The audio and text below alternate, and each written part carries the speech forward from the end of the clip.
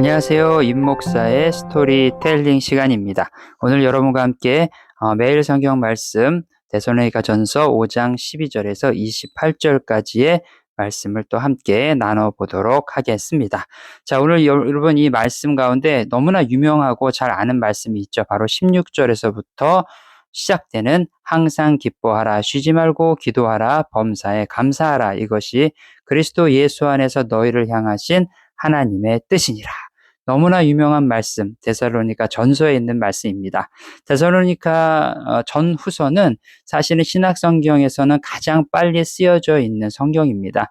많은 사람들이 복음서가 더 먼저 쓰여지지 않았나요? 라고 얘기를 하지만 사실은 복음서가 좀 늦게 쓰여졌고 바울의 서신들이 먼저 쓰여진 이후에 복음서가 쓰여졌답니다.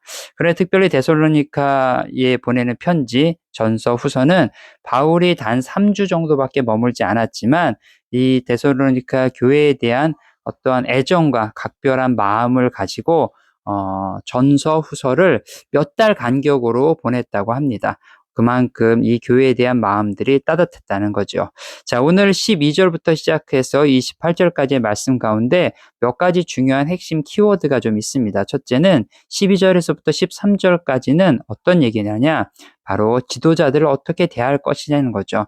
권면하는 저들에 대해서 어떻게 할 것이냐? 귀하게 여겨라는 겁니다. 여러분 각 교회에서 하나님의 말씀을 전하시거나 또 교회의 리더로서 교회를 이끌고 가시는 분들에 대해서 적대적인 생각보다는 권면하는 자들에 대해서 화목한 사랑의 마음을 품기를 소원합니다. 14절부터 시작되어지는 얘기는 또 다른 얘기를 하는데 이번에는 지도자가 어떻게 해야 이제 함께하는 사람들을 잘 이끌고 갈 수 있을까라는 얘기를 합니다. 14절 말씀에 보니까 격려해라. 그 다음에 혹시 마음을 아프게 하고 힘든 사람이 있어도 악을 악으로 갚지 말고 항상 선으로 대하라 라고 얘기합니다. 자, 지도자의 자리는 결코 쉽지가 않습니다. 가만히 있으면 가만히 있는다. 뭘 하면 뭘 한다. 끊임없이 이런저런 핍박과 어려움을 당하는 자리가 지도자의 자리입니다. 하지만 지도자의 자리에 있다고 해서 마음껏 권력을 휘두르는 것이 아니라 그리스도인들 가운데 지도자의 자리에 있는 사람은 더 잘 섬기라는 하나님의 뜻인 줄 믿습니다. 자, 하나님께서 기쁘시게 하는 것이 무엇일까요? 빌립보서 2장 13절에는 서로 섬겨라 라고 얘기를 합니다. 바로 그 말씀이 오늘 12절에서 오늘 15절까지 핵심 키워드입니다. 그리고 드디어 16절이 시작됩니다. 항상 기뻐하고 쉬지 말고 기도하라, 범사에 감사하라. 이것이 그리스도 안에서 너희를 향한 하나님의 뜻이니라. 하나님의 뜻을 놓고 많은 분들이 하나님의 뜻이 어디 있는지 찾아 헤매기도 하지요. 간단합니다. 기뻐하십시오. 어떤 일이 생기든지 기뻐하십시오. 그리고 여러분의 기도가 쉬면 안 됩니다. 기도는 영적인 호흡입니다. 끊임없이 기도하십시오. 그리고 최선을 다한 후에 여러분들에게 주어지는 상황들에 감사하십시오. 이 모든 것이 다 하나님의 뜻입니다. 제가 오늘 낮에 지인을 잠깐 만나고 왔는데 이분이 어떤 비즈니스를 하다가 그 비즈니스 장소에서 나오게 됐다라는 거예요. 그런데 예전에 자기가 사놨던 어떤 건물이 있었고 그 건물로 다시 돌아오겠다는 거죠. 처음에는 그 건물을 팔려고 그랬는데 건물이 잘 안 팔렸는데 지금 돌아와 생각해 보니까 안 팔렸던 그 건물에 자기가 다시 돌아올 수 있다는 게 너무나 감사하다는 얘기를 하더라고요.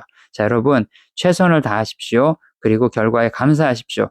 분명히 하나님의 뜻이 그 안에 있습니다. 또 하나 범사에 감사하기 위해서 성령을 소멸하지 말고 예언을 멸시하지 말라. 말씀을 귀하게 여기십시오. 그리고 악의 어떤 모양도 버리라라고 오늘 말씀은 얘기합니다. 하나님께서 원하시는 게 무엇일까요? 오늘 23절 말씀 후반부에 이렇게 나왔네요. 너희의 온 영과 혼과 몸이 우리 주 예수 그리스도께서 강림하실 때 흠없이 보존되기를 원하노라. 맞습니다. 여러분의 영과 혼과 몸이 주님께서 오실 때까지 온전하게 잘 보존되는 은혜가 오늘도 우리에게 있기를 축원합니다. 자, 여러분 고린도전서 오늘 마지막 끝나는 날인데요. 어떻게 보셨습니까? 이제 후서가 넘어갑니다. 전서가 끝나기 전에 다시 한번 한 주간의 말씀을 되돌아보면서 하나님의 뜻이 분명히 우리 안에 있다라고 믿고 다시 한번 결단하는 하루가 되었으면 좋겠습니다. 임 목사의 스토리텔링 오늘은 여기까지. 여러분 다음에 다시 만나요.